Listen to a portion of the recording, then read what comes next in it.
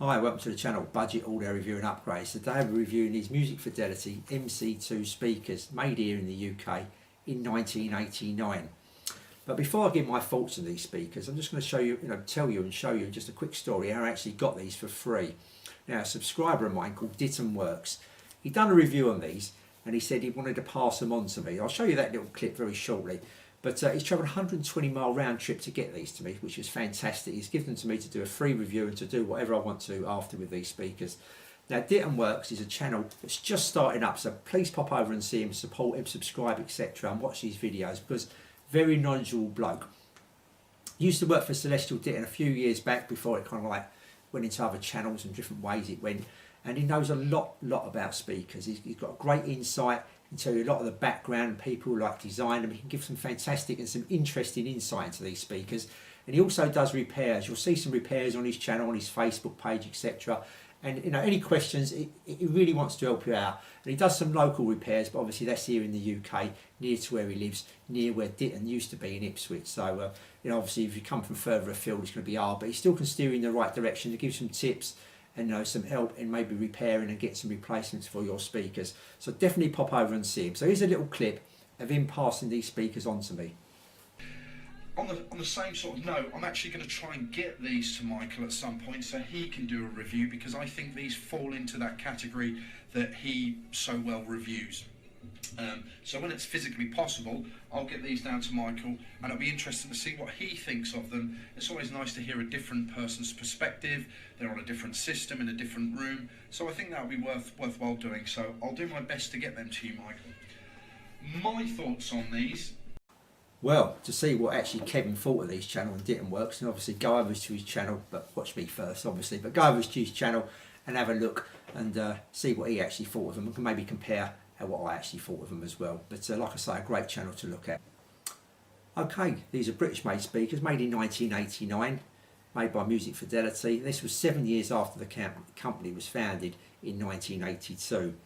Now, Martin Collins apparently had a bit of input into these. Like I say, head over to Ditton Works, could give you a little bit more about that bloke and a bit more insight, background to speakers, etc. I don't know a great deal about it. I don't really research that bit, to be honest with you. I just kind of get the speakers and give you my opinion of how I think they sound on the system when I use them on. I do look on eBay to see how much these actually go for now, what you'd be able to pick them up for maybe. And I've seen a couple of pairs recently with the decals, the blue decals at the bottom, go for about £30 pick up. If you want to get them posted, they're about £90, something like that. So a little bit of a fluctuation there between 30 and 90, depending if you're going to get them posted or actually go pick them up in person. Now, I found a little Semireviewer here. I've only got part of it in 1988. This is an American review, I take it, and these were going for $595 back then. That would have been about £250, £275, I think, going by the conversion rates back then. These have got an 8-inch driver, and this is a Sears tweeter. This is a Sears, spelled S-E-A-S, by the way, and that's a Series 25 H490 tweeter. So that's what's actually on the front here, and obviously crossover, etc. We'll have a look inside in a minute. But if we actually do how big these are as well, these are quite heavy. These weigh about 10 kilos each. These are quite, these are sturdy speaker. You can feel they're well made, well braced, well made inside, etc. They've got the weight to them. Now the height is 19 inches, the width is 10 inches, and the depth is 10¼ inches. So quite a big bookshelf speaker if you put them on the bookshelf. But I actually tested these on stands, brought them out, a reasonable amount away from the wall into the room, and that's where I did my testing. I think they're just a bit too big, probably to put on a bookshelf. So that's the testing I did with these. Right, let's get them on the floor. We're going to have a little look inside like I normally do. So the first thing you're going to notice, like I say with these speakers, I put them on the floor, they're 10 kilos and they feel well made. As you can see, the tweeter there is sunk into the top of the cabinet, so like I say, it's a bit of fault, a bit of nice finishing touch there, like the tweeter sunk in. I've got speakers where the tweeter's just laid on top, etc. But it's sunk into the cabinet. As you can see there, it's slightly off centre. Now this is the left speaker, so you can see there how it is, and the right speaker is obviously in the opposite direction. So you could kind of alternate these speakers, but they're actually marked up left and right on the back of the speaker. So we take the bass unit out. And when I took it out, I was expecting it to just be a bit, I'm used to taking quite a few speakers apart now. I was expecting it to be just a tad heavier and the magnet to be slightly bigger, to be honest with you. But there it is what it is. Here's the back of the main driver there, so you can see the marks. I couldn't actually get any information typing them into Google or anything in the numbers, but some people out there may actually know what this actual driver is going by their numbers, but I couldn't get any information myself. And here's the tweeter out, and there's the side view of the tweeter. And you know, if you tap this in, you'll find out this, like I say, is a Sears 25 series H490 tweeter. Have a look at the crossover. Quite a lot going on here, quite a few parts on the board in the crossover. And we'll have a look at the cabinet. I'll take a few pictures here of the cabinet. As you can see, it's well braced, a figure of 8 bracing, very solid, as you can see in these pictures. And there's a picture there of all the wadding taken out, and as you can see, there's plenty of wadding inside these speakers. You know, they're not shy of putting a bit of wadding in. I was quite surprised. It's all rolled up, and there's plenty of it, as you can see. Now, the date of manufacture there, you can see, is the 8th of March 1989. These are rear port, like I say, got a rear port at the back, as you can see, and this is like a rear baffle speaker.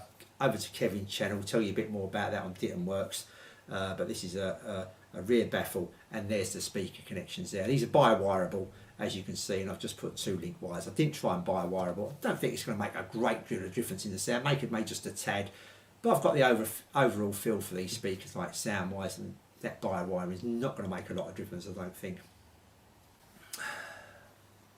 Okay, so how do they actually sound? Now I've got these set up on stands in the room. I brought them away from the walls into like fair, reasonable distance away from the corners of the house, and I used them, like I say, on stands. And these were Malden Short TI-35 stands I used. These are quite an heavy stand. These are triangular kind of tubes kind of stands, and they do the Malden Short 35s quite good justice. So they're quite a good stand really. I used 4 different amplifiers with this, stroke receivers. I use the, these are old, don't forget, these are 50 years old, some of these, but they're still well regarded and still sound quite nice. I've had them with other speakers, etc., so I do know how they sound, and they do other speakers justice, etc., and get some nice sounds out of these units. These are a Sansu 101 amplifier, the 331, a Pioneer SX440, and I recently acquired a Marantz PM47, which I haven't really listened to properly, but I thought I'd sling it in now and kind of see how they sound with that as well. And also, while I'm doing that, I've got another set of speakers that I bring in. I flip between the two as well. I kind of like got an idea how they probably should sound, with a reasonable sounding speaker. Kind of gives me something to contrast them with, so to speak.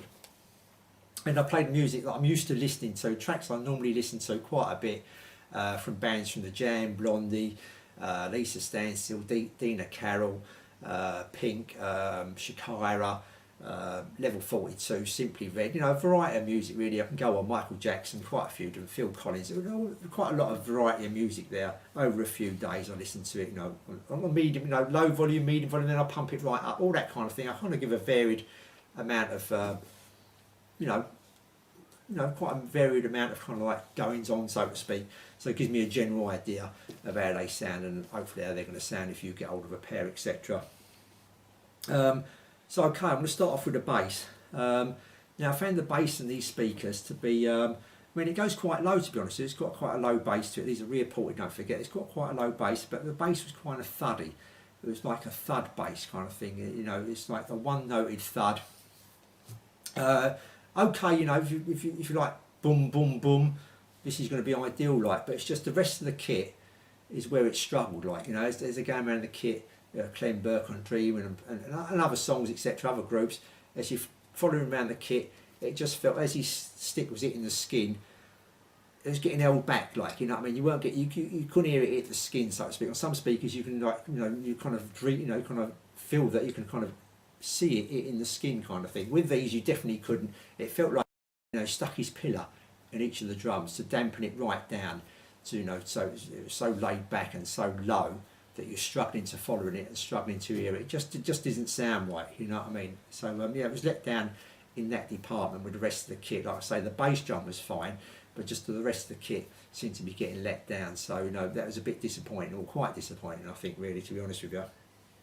The vocals were nice, the vocals sounded quite nice. They sounded quite smooth. They had a little bit of a low end to them, but they're sounding a little bit of coloration towards the low, just a tad. But other than that, they sounded nice, they sounded fine, they sounded clear. They was a little bit tame, just wanted a little bit more to them maybe in some songs, a little bit tame, so to speak. But other than that, they were okay. The actual sound stage of the speakers was okay, it had quite a wide sound stage to them. didn't have a lot of depth to it, kind of thing. Weren't a lot of you know, depth kind of wise. It was, you know, it was okay. You know, I like quite a lot of depth to it, like, you know, that kind of thing. But actual stand stage was all right, and you could pick out the instruments in places and all that kind of stuff. So that was okay. I just wanted it to be a bit more open and a bit more depth to it, kind of thing. I do like the sound like that, but you know, if you just prefer like kind of like maybe a flattish sound, so I say, you know, flat rather than getting that depth, you know, not so much spacious to it, then, you know, these are okay, you know. But sometimes I do prefer speakers that got a bit more space to them, a bit more airiness to them.